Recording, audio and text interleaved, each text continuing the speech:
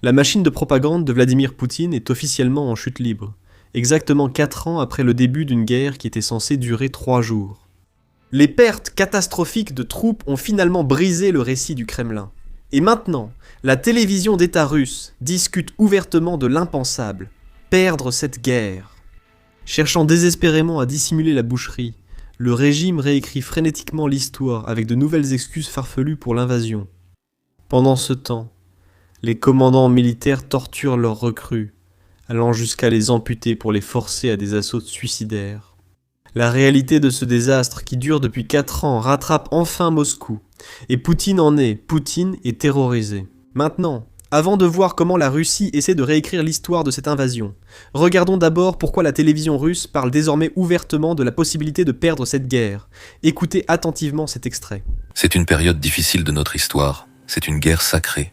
C'est une période difficile de notre histoire. C'est une guerre sacrée et nous devons la gagner. Si nous ne gagnons pas, le monde n'existera plus, car pourquoi aurions-nous besoin d'un monde sans la Russie ? 4 ans.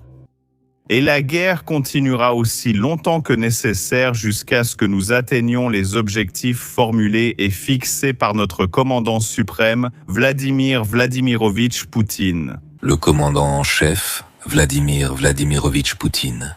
Il faut préciser qu'il s'agit de la télévision, sous contrôle du Kremlin. Les mêmes chaînes qui qualifient cette guerre d'opération glorieuse depuis 4 ans parlent désormais ouvertement de défaite. Cela n'arrive pas par hasard à la télévision russe. Tout est scénarisé, tout est approuvé par le Kremlin. C'est pourquoi nous l'appelons la télévision du Kremlin. Mais le fait qu'il diffuse des discussions sur la défaite signifie que le Kremlin prépare le public à cette éventualité, ou du moins teste leur réaction. 4 ans où tout se passait comme prévu, et maintenant ça. Et à mesure que la guerre s'éternise, les excuses pour lesquelles cette guerre a été déclenchée au départ ne cessent de changer. Il devient de plus en plus difficile de suivre le mensonge russe. Était-ce à cause de l'OTAN ? Puisque l'OTAN a annoncé qu'elle n'intégrerait pas l'Ukraine dans l'alliance. Ou était-ce pour protéger les populations russophones ? Parce que Poutine bombarde lui-même aujourd'hui les villes où vit la population russophone, détruisant leurs maisons. Ou est-ce maintenant une guerre sainte parce que tout le monde voulait attaquer la Russie ? Je pense que la dernière excuse est la plus récente parce que les anciennes ne fonctionnaient plus. Écoutez. Ils ne se seraient pas arrêtés au Donbass. Non, bien sûr que non. La Crimée était la suivante. Ils n'ont pas seulement pris la Crimée et le Kouban, c'est-à-dire ils ont pris les cartes là-bas. J'ai vu moi-même des choses trouvées à Mariupol dans les bases. On peut voir qu'ils travaillent. Ils ont clairement utilisé des données de l'OTAN. Les propagandistes russes qualifient cela d'invasion préventive, affirmant que l'Ukraine allait envahir la Russie et prendre la Crimée ainsi que le Kouban. Donc, la Russie a dû envahir l'Ukraine pour empêcher l'Ukraine d'envahir la Russie. Cette excuse vient d'apparaître pour le 4e anniversaire. Et ça me fait me demander pourquoi. Pourquoi maintenant ? Et la réponse est assez évidente. Poutine a besoin d'une nouvelle histoire. Les anciennes se sont effondrées. Le problème avec l'idée que cela devait être une guerre longue, c'est que nous avons la preuve du contraire. Et cette preuve vient des corps des soldats russes morts juste à l'extérieur de Kiev. Écoutez bien. Je travaille dans l'armement et j'ai vu beaucoup de choses impressionnantes, des créations des États-Unis et les miennes. Je connais bien de nombreux systèmes d'armes russes et chinois en cours de déploiement ou de développement. Certaines choses que font la Chine et la Russie montrent que ce que font les États-Unis, c'est de la science-fiction. J'ai finalement compris que leur arme la plus puissante n'est ni une bombe, ni un missile, ni un drone. Ils contrôlent l'esprit des gens via les médias, la propagande et la pression de l'État. L'Ukraine en est un bon exemple. Beaucoup de Russes partis combattre en Ukraine au tout début de l'invasion ont entendu que les Ukrainiens voulaient être libérés et qu'ils deviendraient des héros. Ils veulent désespérément que la Russie les sauve et les réunisse. En Ukraine, pendant la guerre, j'ai vu l'épave d'un hélicoptère. Un hélicoptère d'attaque tentait de prendre un aérodrome d'une entreprise aérospatiale privée, mais les gars l'ont abattu eux-mêmes. Ils m'ont montré des vidéos d'eux en polos, abattant l'hélicoptère sur leur parking, le sac d'urgence du pilote, celui avec tout son équipement de survie. Il y avait 3 ou 4 jours d'eau et de nourriture, un uniforme de vol de rechange, son uniforme de cérémonie avec des chaussures de ville, car on leur avait annoncé une opération militaire de 5 jours avec des défilés. Donc, uniforme de cérémonie, et puis 50 préservatifs. Il pensait que les femmes allaient toutes se jeter sur lui. Il allait avoir besoin de 50 préservatifs pour la fête d'après-guerre. Ça montre combien il était conditionné. Et rappelle-toi, comme pilote d'hélicoptère, il était sûrement l'un des plus instruits. Ils l'ont persuadé que le peuple ukrainien voulait sa libération et serait ravi de le voir. Alors il préparait son uniforme de cérémonie et 50 préservatifs. Peu importe ton opinion sur la politique en Ukraine, ce n'est pas la réalité. Ce qui m'inquiète, c'est que si la Chine envahit Taïwan, ils créeront une histoire similaire. Ils vont tromper leur peuple en prétendant que Taïwan souhaite la réunification. Tu te bats pour une cause supérieure? L'équipement retrouvé sur les soldats russes morts montre clairement leurs intentions. Ils n'étaient pas préparés pour une campagne longue. Ils étaient équipés pour un défilé, avec un équipement léger, des uniformes de cérémonie, et des provisions pour quelques jours, pas pour des mois, car ils pensaient vraiment défiler dans Kiev à la fin de la semaine. Maintenant, chaque fois que j'en parle, j'ai des bots russes dans mes commentaires qui disent que ce n'est que de la propagande américaine. Et ensuite, il y a encore plus de bots russes qui arrivent et qui mettent des dislikes sur la vidéo. C'est pourquoi, si tu peux prendre une seconde pour cliquer sur le bouton s'abonner juste en dessous, ça nous aide vraiment avec l'algorithme. Et maintenant, je vais démonter toute cette défense russe. Les Russes disent toujours que ce n'est que de la propagande américaine. En réalité, les Russes n'ont jamais vraiment porté d'uniforme de parade. Alors, laissez-moi vous montrer la même histoire, mais du côté russe, parce que nous avons aussi des preuves de cela. Nous avons des soldats russes qui appellent Kiev quelques jours avant le début de l'invasion, et essaient de réserver des tables pour le 24 février. Pour eux, c'était une grande blague, et ils voulaient que les Ukrainiens sachent qu'ils seraient à Kiev en train de défiler dans quelques jours à peine. Écoutez ça. Bonjour. Two Rabbits Restaurant, how can I help you? Bonjour. Nous voudrions réserver une table pour le 23 février. Un instant, je vais noter votre réservation. Nous ne sommes pas sûrs d'être là le 23, peut-être plutôt le 24. Nous venons de Toula, je ne sais donc pas si nous serons à l'heure. À quelle heure prévoyez-vous venir le 23? Vers 4 heures du matin. 4 heures du matin. Merveilleux. Au nom de qui sera la réservation? Pour toute la 106e division, Sérieusement? Vous êtes combien? Je parle sérieusement de toute la division. je suis sérieux. Nous sommes environ 1500. Environ 1500. Tu nous attends là-bas? La Russie croyait vraiment que cette guerre n'allait pas durer longtemps. Et maintenant, 4 ans plus tard, la Russie ne trouve pas assez de personnes prêtes à mourir pour cette guerre. Les chiffres parlent d'eux-mêmes. Depuis 2 mois, et peut-être même 3 mois, une fois que nous aurons les données de février, la Russie perd plus de soldats sur les lignes de front qu'elle ne peut en recruter chez elle. Plus de soldats meurent qu'il n'en rejoint. L'armée est littéralement en train de diminuer. Alors, à quoi la Russie a-t-elle eu recours? Au mensonge. Pas au monde cette fois, mais à ses propres citoyens. Regardez de quel mensonge je parle. J'ai un camarade ici. Un ami à moi m'a dit « Oh, j'ai une idée. Un contrat en Nouvelle-Zambie. C'est une île dans la Fédération de Russie. Il s'agirait simplement d'être mécanicien automobile, soudeur ou technicien là-bas. Ce serait juste un travail en rotation.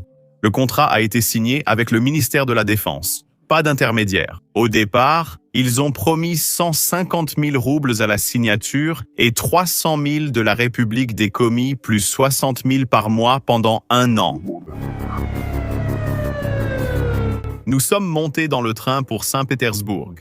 À notre arrivée à Saint-Pétersbourg, des personnes en uniforme nous ont accueillis et ont indiqué le camion Oural. Nous sommes tous montés à bord. Et les gars qui étaient là ont dit « Quelle Nouvelle-Zambie !» Nous allons à Belgorod, la direction de Kharkiv.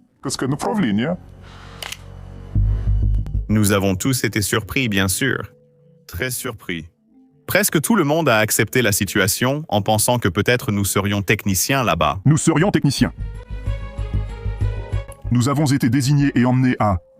Nous avons été affectés et emmenés dans une ville appelée Chebekino et l'un des commandants, des chefs, a simplement dit que nous serions tous soit des soldats d'assaut, soit des sapeurs. Ils inventent des histoires pour convaincre les Russes de signer des contrats pour l'armée, en promettant de l'argent qui n'arrive jamais, et des primes qui sont annulées. Et quand ces mensonges ne fonctionnent pas, ils utilisent la force. Je suppose que c'est simplement dans l'ADN russe. Voilà ce que je veux dire. Je vais vous dire ce qui arrive aux soldats russes qui désobéissent aux ordres. D'après les soldats que nous venons d'entendre, il a été battu pour avoir refusé de participer à une attaque, puis jeté dans une fosse et ensuite attaché à un arbre, pieds nus, par des températures glaciales. Les engelures étaient si graves que plusieurs de ses orteils ont dû être amputés sans anesthésie. Il a réussi à s'échapper lors de sa deuxième tentative. Il est actuellement en Arménie, mais il a peur d'être enlevé. C'est pourquoi il prévoit de s'installer dans un endroit plus sûr en Asie. Mais la plupart des soldats russes n'ont pas cette chance. Ils ne s'échappent pas. Ils sont forcés d'aller en première ligne. On leur ment sur ce qui les attend, puis on les envoie dans des assauts dont ils ne peuvent pas sortir vivants. Voilà l'armée de Poutine en 2026. Il y a un schéma qui s'est révélé évident tout au long de cette guerre. Chaque fois que la Russie rencontre des difficultés sur le front, elle intensifie les attaques contre les civils ukrainiens, surtout en hiver. Il vise les infrastructures énergétiques, comme les centrales et systèmes de chauffage, pour contraindre les Ukrainiens par le froid. Les températures passent sous zéro, et la Russie frappe les systèmes qui maintiennent les gens au chaud. Mais Poutine a omis quelque chose d'important. Plus il attaque les civils ukrainiens, plus la société ukrainienne devient unie. Plus ils souffrent, plus ils comprennent que vivre sous le règne de Poutine serait pire. Cela ne vient pas d'Ukraine. En fait, cela vient des propagandistes russes eux-mêmes, qui l'admettent maintenant à la télévision. Écoutez bien. La résilience des forces armées ukrainiennes reste forte. Ils continuent de produire des drones car ils ont besoin de générateurs diesel pour les assembler. Donc, la coupure du réseau électrique n'a aucun effet. Même si les centrales nucléaires ukrainiennes ne peuvent produire d'électricité, et les ports fonctionnent, ils n'ont pas été minés. Alors, quel est le but de telles frappes? On nous dit que l'opération militaire spéciale restera, pour ainsi dire, dans les manuels d'art militaire. Oui, elle restera comme un exemple de ce qu'il ne faut pas faire. C'est-à-dire ce manque actuel, pour ainsi dire, d'impact sur les hauts gradés, sur la haute société, sur leur soi-disant élite. Ce refus, cette obstination à ne pas se battre du tout, ou avec le système, pour ainsi dire, des organes dirigeants, devient en général à la fois lâche et franchement, pour ainsi dire, vil. Dans le contexte de la guerre actuelle, c'est tout simplement criminel. Eh bien maintenant j'entends les voix des imbéciles. Oh. Belgorod gèle. Frappons Odessa plus fort. Oui, qui d'ailleurs s'est rebellé contre les drogués en 2014. Frappons Kharkiv, Kiev, qu'il gèle. Alors, eh bien, je veux vous demander à vous, pour ainsi dire, espèce d'abruti. Pour qui travaillez-vous? Qui bénéficiera de ces frappes? Après tout, en réalité, les dirigeants ennemis, sont assis bien au chaud, avec de la lumière et de l'eau, dans leur soi-disant demeure. Et en plus, ils se frottent les mains. Plus, pour ainsi dire, nous frappons en réponse au gel des villes, nous frappons Belgorod, nous provoquons une frappe de représailles. Et quel est le résultat? Les masses de gens ordinaires en Ukraine, au contraire, ils ne vont pas renverser, pour ainsi dire, ce gouvernement. Au contraire, leur haine est dirigée vers la Fédération de Russie, vers les grands Russes, et ils s'en servent, ils manipulent. Oh, regardez, les voilà. De plus, le récit, ou le soi-disant récit de leur propagande, c'est que les Russes ne peuvent rien faire sur la ligne de front. Ils se battent désormais contre les personnes âgées, les enfants et les civils là-bas. Vous contribuez donc à renforcer cette propagande. En fait, vous renforcez le pouvoir de les dirigeants de l'ennemi. Vous n'arrivez pas à comprendre?